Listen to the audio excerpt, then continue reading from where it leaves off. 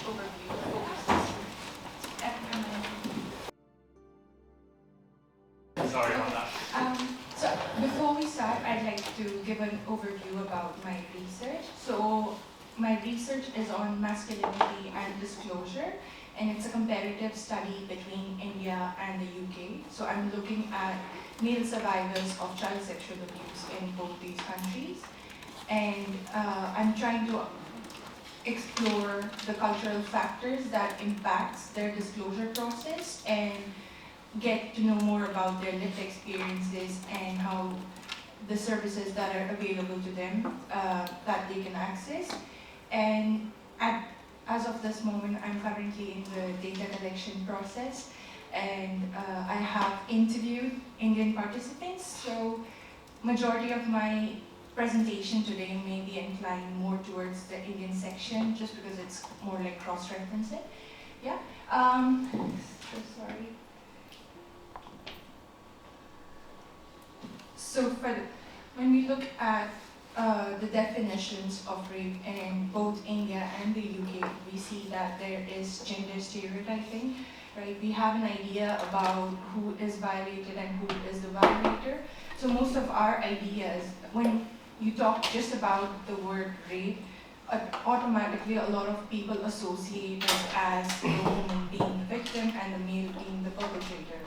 And when we look at that and when we discuss about what it means to be an ideal victim.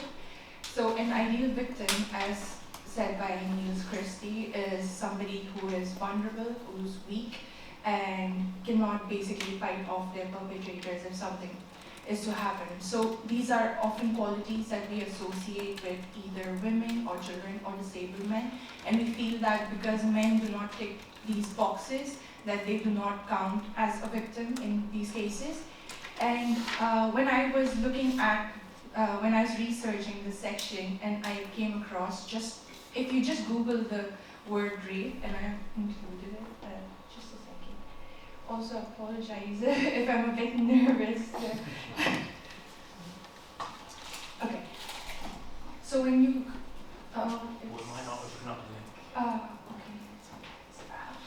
It's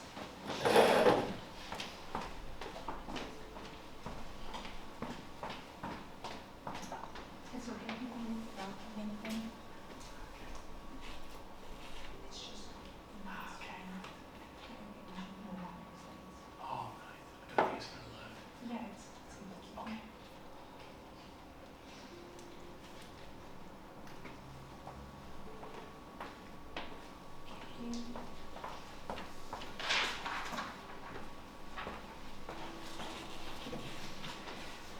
So basically, when you Google the definition of rape, what you get is it is an act committed against, again, a woman. And even when the gender is not mentioned about the victim, right, the perpetrator is automatically thought to be a man because you are focusing more on penile penetration and you are focusing on it as an act committed on a woman or another person by the offender who has a penis. So you are in a way still associating it to the traditional gender norms that we already have, and we tend to move away from the fact that women can also be perpetrators, and you're again pigeonholing all these people into their specific gender groups. And when we talk about the colonial heritage and development of sexual act laws in India, so just to give you a bit of a background, India is still traditionally a patriarchal society. So in India, families function from the idea that a man is the breadwinner of the family, so he is at the top of the household, right? So you can see it as a deck of cards where the man is at the top. So even when there are cases where you talk about male rape, so that is something that you would want to keep hush-hush because that is something that does not happen. And when I interviewed one of the survivors, and when he talked about his process of disclosure, and he said when he talked about it to his family, or when he disclosed about it to his family, their immediate reaction was, don't talk about it, that did not happen, and that kind of also severed his relationship with his parents as well, and has affected his personal relationship issues. But beyond that, we had the first law come around 1860, which narrowly defined rape, again along the lines that I have talked about. But it defined rape as more of an act that is forceful penetration, which is non-consensual, but you are also not looking at various other forms of sexual violence within it. So you are limiting the very definition of rape, right? And also it implied that males would be perpetrators and females would be victims. So we are very gender specific in terms of our laws and terminology. So there is nothing explicitly that states that men can be victims or survivors as well. And before we jump on to contemporary India, there are 3 landmark cases that kind of changed how we look at sexual assault laws or rape laws in India. So the first one came around 1979, which is called, I'm sorry, it's not mentioned here, it's in the references, but so the first one is Tukaram versus the state of Maharashtra. So that was a rape case against a tribal woman by constables, and there were other offenders as well. So that case is important because it introduced custodial accountability, because she was raised in custody as well. So it introduced custodial accountability, and it introduced the idea of consent, because before that we focused on more pre-colonial ideas which focused on chastity and purity and consent. So around that period, the age of consent was 10 years old, and building on the previous discussions from today, if the victim is unable to fight off the perpetrator, it is said to be passively, like you have consented to the act, so you have passively consented to it. So it introduced the idea of consent, and it also introduced more protection for victims and their identities, so that you can stop public shame and stigma. Because in a patriarchal society or in a traditional society, having a violent act like that kind of becomes a whole defining property for you. So that is how people look at you, and the society will focus more on victim blaming and shaming. And instead of focusing on what the perpetrator did or if it's wrong, it will be focused around more like what were you doing, or maybe it was your fault, or again, we also rely a lot on superstitious beliefs. So we also look back and say that this is your past karma, that you've done sins in your past life, which is why this act has happened, right? And then secondly, we have the Criminal Law Amendment Act in 2013, which introduced various types of sexual assaults, and it kind of expanded on the definition of rape. So we also started including more acts like gang rapes, acid attacks, and so on and so forth. And besides that, we also introduced the death penalty for raping children under 12, and this came about in 2013. So our laws have been, in a way, progressively really slow, right? And following this, we have one more case, which was the Navtej Singh Johar versus Union of India. So that came about in 2018. So that case is important to this because we have, it decriminalized Section 377 in our Indian Constitution, which focuses on homosexuality. So it looks at consensual act between two adults of the same sex, right? So it focuses on that, and then it talks about these in terms of unnatural offenses, and that these are not natural, and these are acts committed against society and again against gender norms. So that was important because it decriminalized it, but when we look at the progress, the issue was that while it decriminalized it, it did not provide any substitutes for male survivors, and it kind of, in a way, left the gray area in terms of male rape as well, because again, with male rape survivors do not have any sort of protection in India, so that is an issue. And when we come about to the newer act, sorry, I think the date is kind of wrong. So we have the Bharatiya Nyaya Sanhita, which came about in 2023 and not 2013.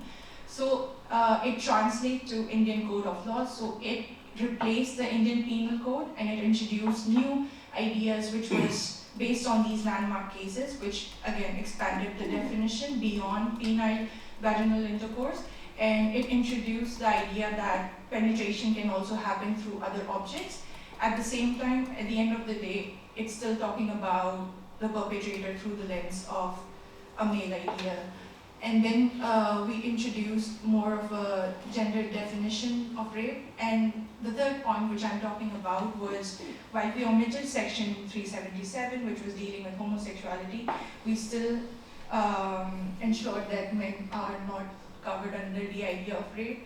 So with the new law, it has improved protection for other survivors and allowed that space for survivors to come forward. But again, when you remove the act that focused more around males or people around the same sex, it still leaves that gray area for male rape to happen. And within this, there is no protection offered to them. And what is more interesting on this whole idea is that even now in India, you cannot file a rape complaint against a woman if the perpetrator is a woman. So instead of this, what we do is you have to file complaints under other laws or acts, which would be more around physical injury or sexual harassment, which does not have the same amount of penalty that rape laws have. And moving on to the UK's definition of rape, we have the idea that the gender of the victim it's very gender neutral, as we can see, but at the same time, the idea of the perpetrator is still from a masculine lens. And in the new developments, when we talked about the Vogue strategies today, right, and we agreed that there might be some shortcomings, but it's still acknowledged and talk about the idea that male rapes do happen and they are victims as well. And then it's also challenging rape myths such as male-on-male rape, moving beyond the female perpetrator angle. And while again it addresses that men can be victims, it does not provide any definition for penetration-based rape, especially when it comes to perpetrators. And for the comparative insight, so while we see that both these countries have different legal routes to how they approach male rape, India focuses mostly on the perpetrator and we keep it very gendered, while in the US you keep it's more gender neutral, but again the perpetrator is seen from the same lens. And these systems are mostly shaped by what we imagine gender norms to be and how society as a whole comes together and assigns these roles to us. And when I look at the third one is kind of interconnected with the interviews that I've had. So I have spoken to survivors and I have spoken to professionals in India as well, and I asked what was their perspective on the legal route. So despite all these cases and new introductions that we have in terms of victim protection, in India, the legal route is still very sluggish. I think that is the term that all of them collectively agreed on, that the cases are very sluggish and it takes forever to process it. And male rape, again, is a topic that we have not yet even arrived on. So when I discuss this with people who are not involved or do not have an idea about these studies, so they are kind of surprised. They're like, oh, I did not know this happened, or they, take it on a lighter note. And I'm like, it's serious, right? So that is obviously a bit problematic, but if I shift the focus from adult survivors to children as well, so like I've mentioned, while there is a death penalty for raping children under the age of 12, the issue with that is that while courts for children are more like fast-tracked in terms of how they are able to access justice, the problem is that it looks good on paper, but implementation is still a problem, because when you have talked to professionals who work specifically with child survivors, and they talk about boys who have been raped at, say, when they were 13 or maybe 14, right? And then they want to approach these organizations because they are protected under the child protection laws in India in terms of rape. So when they approach these organizations, the organization obviously does want to help them and provide all these support services. But at the same time, the professional also told me that it's very important to stay grounded in reality and to let the survivors know that even if you wish to pursue this case further or you actually want to bring the perpetrator to justice, this is the amount of years that you need to wait. So just filing a complaint can take somewhere between 2 to 3 years, and then it kind of also disrupts the child's life as well, because you are supposed to go back and forth to the police station and they ask you all these forms of insensitive questions, and they're not very sensitized on how to work with victims of abuse. So that is also problematic. And at the same time, they do mention that if you want to take this case to the very end, that takes somewhere around maybe 7 years or more. So that kind of also discourages survivors to want to speak out. And organizations in India are not well equipped to deal with male rape or survivors of male rape. So at present, we have organizations that work with children, and the main issue is that even if male survivors want to talk about their child sexual abuse or an abuse that has happened recently, they have to contact these organizations that work with children. So they have no idea how they're supposed to deal with, again, adult survivors. And because of the nature of society that we live in, especially when it is so traditional and patriarchal, it's very difficult to want to come forward as well. So a lot of these examples are also around people who just want to be heard. And that is what I mean by the third point, which says that in the UK you have a platform for survivors. Because what we're doing right now in this conference, we're still sitting here and we're discussing about all these things. But in India, just talking about this is something very unique, or people would be like, oh, I don't know, or I don't know how to deal with it. And so our knowledge is very limited. So we don't have that platform. So I think in terms of workability and support and access to services, we are survivors is of course an organization supporting them, but in Indian terms, it's very hard to find services. And even if you obtain them through private practitioners, they're not equipped. And what I found really interesting during one of these interviews was one of the survivors talking about his experience, and he looked at it more from the perspective of an onion. He said that I feel like I'm an onion, and every time I go to a therapist or somebody who's wanting to work with me, they're peeling back all these layers.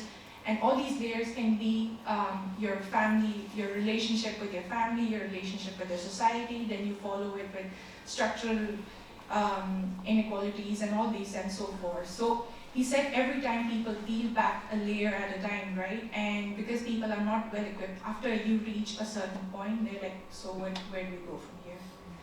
So we're just stuck at the dead end and we're not able to figure that out. And I think here it's kind of, I wouldn't say easy, but it's more acceptable to talk about these cases or ideas around male rape. But in India so far, from my reflection, from what I've gathered, is that a lot of these survivors do not even want to pursue a case or do not want to take the legal course. All they want to do is just be heard. Just to talk to someone so that they can validate their experience, understand that what has happened to me is wrong, and because this is now outside my scope of knowledge, I need somebody to come in and just talk. And a lot of these organizations, they ask them, do you want to access therapy? Do you want to, take this forward? They said, no, I just wanted to talk to someone, and I'm unable to talk about this with my family because they will shame me, and there are all these barriers in relationships that I have to maintain. So because of that, he said, I just want to talk to you. We don't have to do anything else, just be on the phone and just talk to me, listen to my story. And it's just a way for them to vent out their frustration, their experience. And these might, again, be just the first people that we've spoken to in years. So yeah, so I think that has been my reflection so far. I haven't started my UK interviews yet, so maybe I'll get more ideas around it. So yeah, thank you.